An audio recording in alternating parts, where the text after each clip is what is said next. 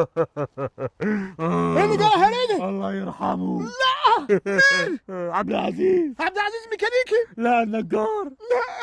لا نجار؟ نجار. انا قلت نجار، انت اللي قلت نجار. امال مين يا هريدي؟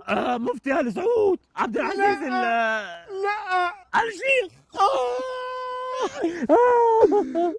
انت بتبكي ليه؟ هو كان من بقية عيلتك. انا بحبه يا هريدي. طب بتحبه ليه؟ امال هضحك على مين بعد ما مات الراجل ده؟ تضحك عليه يا مفتري، ربنا يخرب بيتك. مش بيقولوا لا شماتة في الموت؟ نزل ايدك. مش انت شمت لما مات حسن نصر الله وفرحت وزقططت ووزعت بقلاوه على اصحابك؟